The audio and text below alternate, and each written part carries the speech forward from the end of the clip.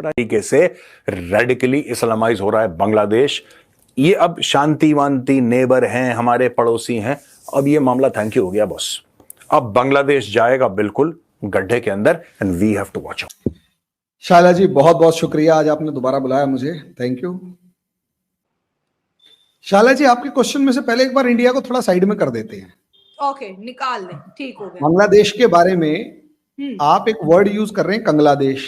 हाँ, आपको नहीं लगता किसी और देश के लिए भी हम ऐसा कुछ शब्द इस्तेमाल करते थे?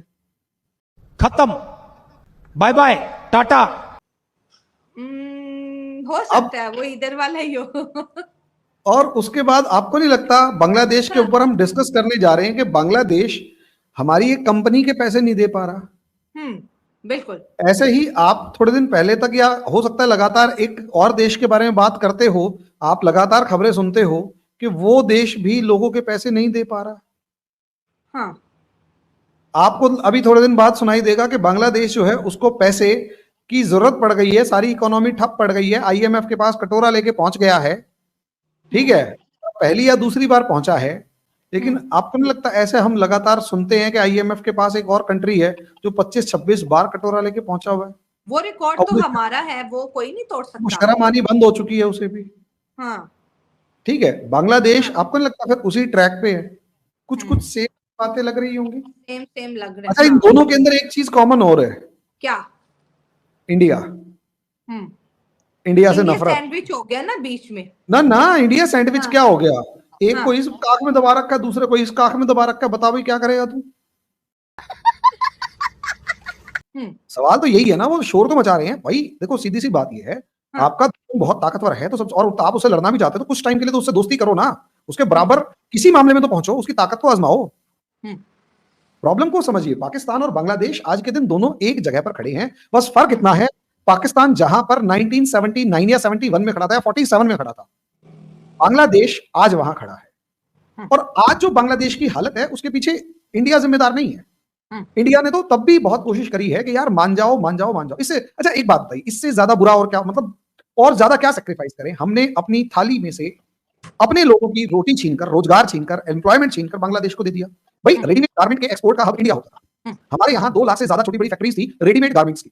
मेरे घर के पास गांधीनगर के अंदर वो फैक्ट्रियां थी, दिल्ली में, चांदनी चौक के सब्सिडियरी गांधीनगर, वहां पर 2 लाख के करीब छोटी बड़ी फैक्ट्रियां और दुकानें थी जिनके अंदर रेडीमेड गारमेंट्स बनते थे। इंडियन गवर्नमेंट ने उस रेडीमेड गारमेंट की पूरी 2 लाख फैक्ट्रियों के अंदर जो 10 से 12 लाख छोटे बड़े लेवल पर मजदूर काम करते थे, उन सबकी रोजी रोटी छीन कर बांग्लादेश को दे दी कि आप अपने लोगों को रोजगार दो, हम यहाँ जो लोग हैं इनको दूसरा काम देकर उनको खुश कर लेंगे। आप अपने लोगों के पास खाने पीने की कोशिश कर, आप अपने लोगों के लिए कुछ ना कुछ एम्प्लॉयमेंट दो, कुछ काम बता दो इनको। और शेख हसीना 2008 में आई थी और 2008 के बाद इंडिया की जो इकोनॉमी थी, वो जो खासकर रेडीमेड गारमेंट्स था, वो खत्म हो गया था।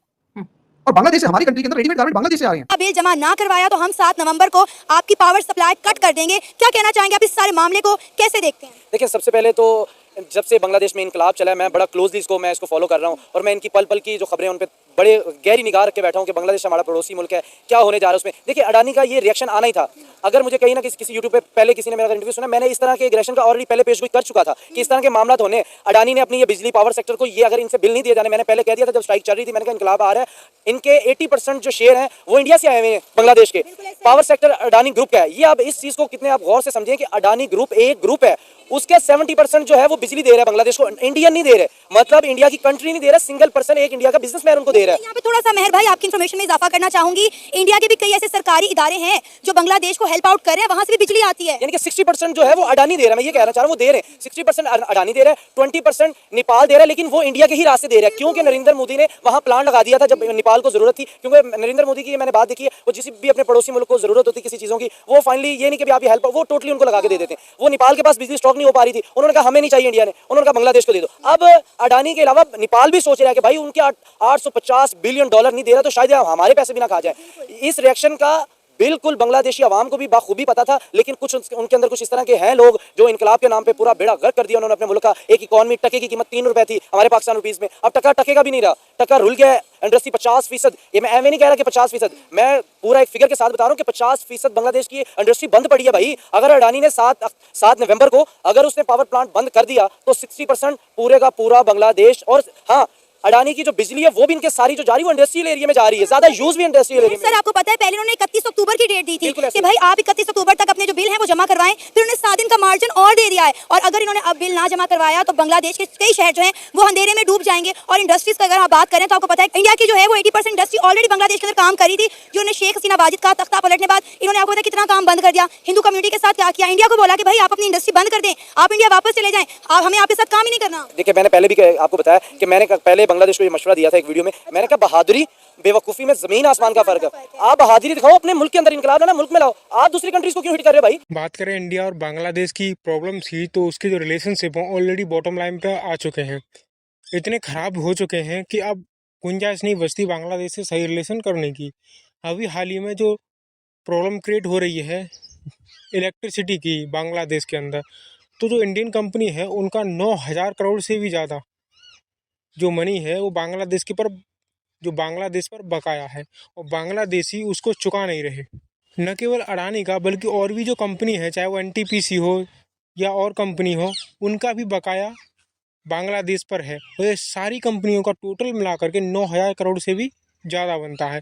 लेकिन अडानी का नाम इसमें इसलिए खींचा जा रहा है क्योंकि सबसे ज़्यादा जो अमाउंट है वो अडानी का है। अडानी का बांग्लादेश पर लगभग 6,000 करोड़ से भी ज़्यादा अमाउंट है और इंडिया के द्वारा 72 घंटे का टाइम दिया गया है कि 72 घंटे में आप या तो हमारे पैसे को लौटाओ, नहीं तो हम जो इलेक्ट्रिक सप्लाई है वो बंद कर देंगे। बांग्लादेश